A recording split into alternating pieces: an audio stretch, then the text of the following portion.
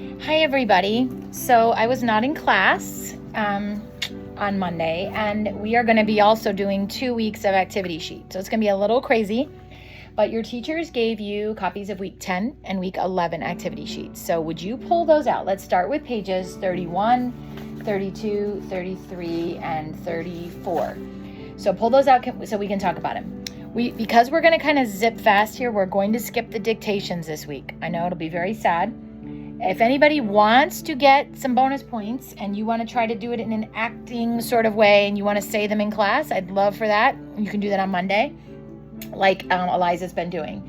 Okay, so we are on page 31, okay, and we are going to talk about adverbs.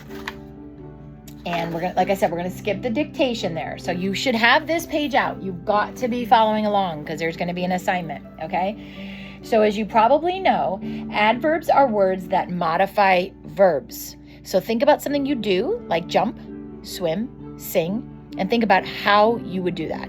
Badly, quickly, lightly, stupidly, right? Those are all adverbs. Adverbs tell us how, when, or where the verb happened. So for example, the fox ran. Fox is the noun, ran is the verb. How did the fox run? Circle the word quickly there. Circle it. Circle it on page 31. Quickly. You're going to turn this into me, so you got to make sure you do everything I ask you to do on it, because that's the assignment, okay? So the fox ran quickly. Circle it. They can also describe or modify our understanding of an adjective. So here's one. The gold medalist, that's the noun, okay? And then what were they? The medalist was what? Strong. Strong is an adjective. How strong were they? They were incredibly strong. So circle incredibly. That's your adverb. So there are different types of adverbs, and here are the different types. There's adverbs of time, there's adverbs of place, there's adverbs of manner, and there's adverbs of degree. Okay, so there's 4 different types of adverbs there that you can have. And I'm trying to see here. I don't see that they gave us the answers for that. Okay. Yeah, I don't see that they gave us the answers for that. They must have forgotten that part. So write the number of the reasons listed above to explain. So if she did it wickedly, okay, was that a time, place, manner, or degree? What do you think? Put what you think there. Do you think it was 1, 2, 3, or 4? If it arrives weekly, what do you think that was? Do you think it was time, place, manner, or degree? What about outside? Do you think that was time, place, manner, or degree? And what about scarcely? Time, place, manner, or degree? So pause the video if you need to look at that for a second, and then restart it. I'm going to give you the answers. Okay, I'm about to give you the answers. If you have not tried them and you are taking my answers, you are cheating. So if you need to pause it again, pause the video. I want you to try these yourself first. Okay, once you've tried them, here's what the answers would be. So wickedly would be a manner, how it was done, the manner it was done in. Weekly would be the time. Okay, how often, when it was done. So you're going to have number 3, then you're going to have number 1. Outside is going to be the place, so that's going to be number 2. And scarcely is going to be the degree, so number 4. So that would be your answers. It would have 3, 1, 2, 4. All right, now we're going to talk about metaphors, okay? So this week you're going to write several poems. Poetry gives us a chance to work with words. We don't have to worry about complete sentences or punctuation. We can just work with the power of words. You can use words to express your feelings about any topic. Play with the words. Have the words express your 5 senses and your emotions. Our writing strategy this week involves metaphors. Metaphors are useful in writing poetry as well as prose. A metaphor is a comparison of 2 unlike things using the verb to be without using words that you would with a simile. So with a simile, we say like or as. She was as fast as lightning. She was as pretty as a picture. Okay? But with a metaphor, you don't use the like or the as. Okay? It functions the same as a simile, but it's a little more direct.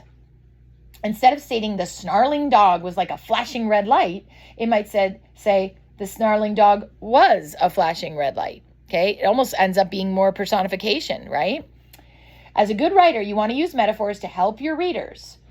The metaphor can help create a mood or an atmosphere. Read the metaphors below.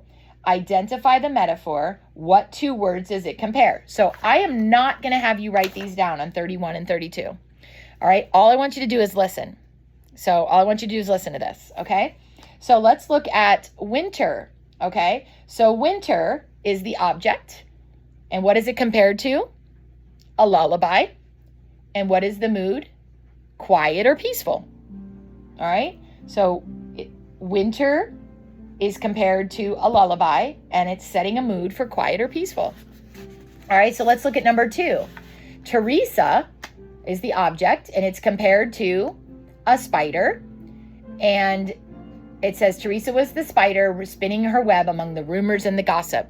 So Teresa is compared to a spider, and the mood is deceitful, right? Kind of telling mean things and stuff. All right, number 3, I do want you to try writing down. So I want you to pause the video. I want you to try 3 yourself. Then I want you to come back and see if you got it right. Okay, do you have it written down? Don't come back if you don't have it written down. Here we go.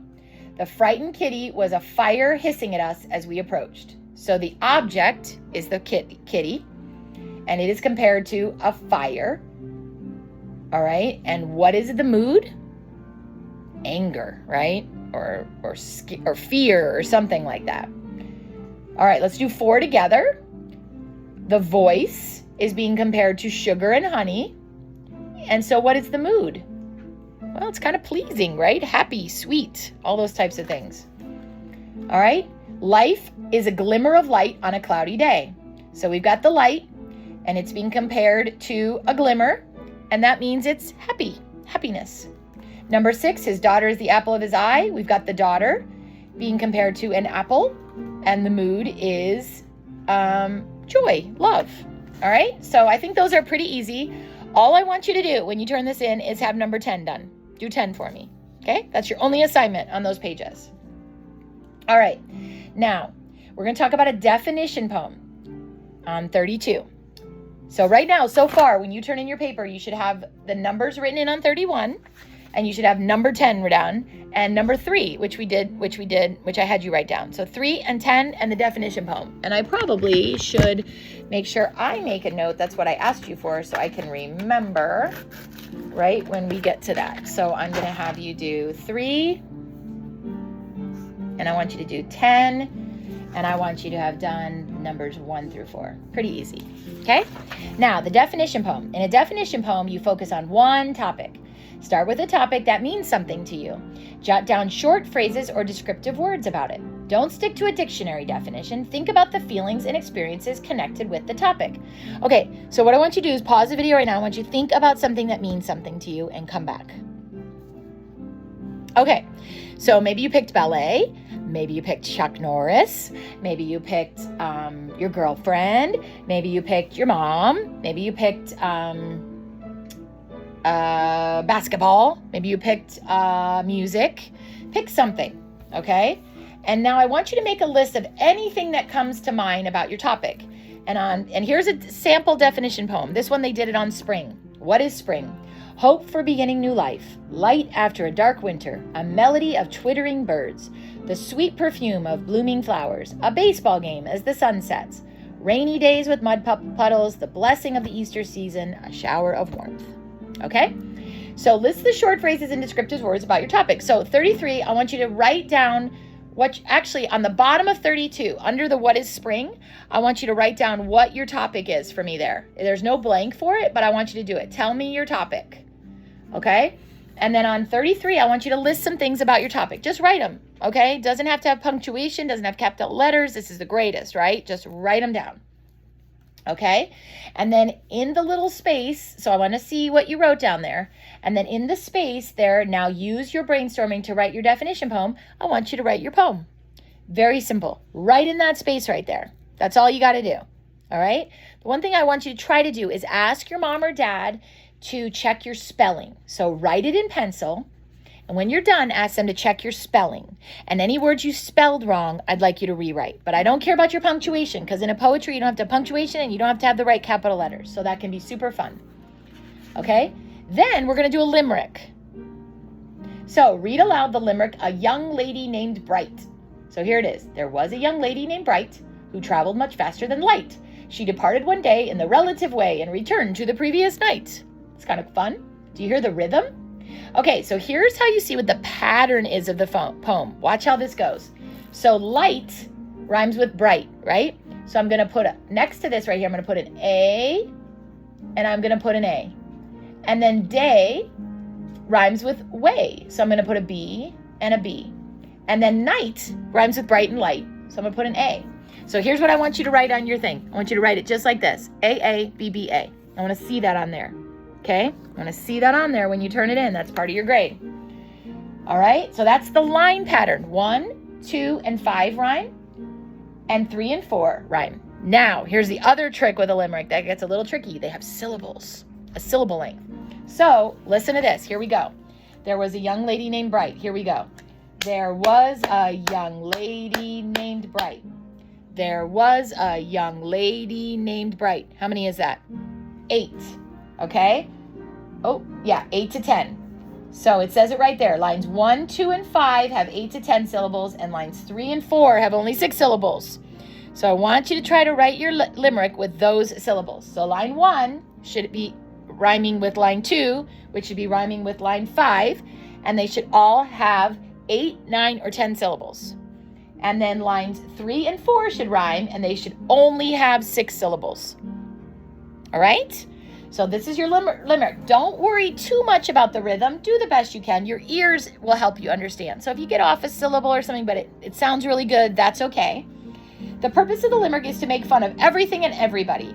Limericks are often ridiculous. Can you imagine someone who travels faster than light? An important clue to the composition of a limerick is to find rhyming words with many possibilities. Words like kite and bite or zoo and blue have many other words that rhyme.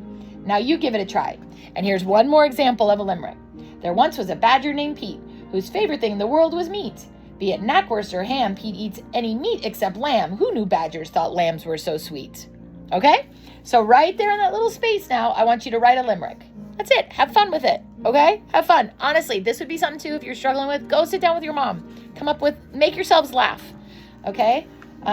If you can't come up with anything, I know you boys love your mom jokes. So it would start like this. Your mom is as fat as a house, right? So if you can't think of anything, do your mom ones. Super funny.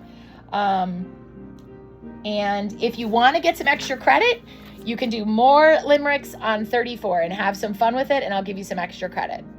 Okay? So that is week 10, and that's what you have to do for week 10. So get her done.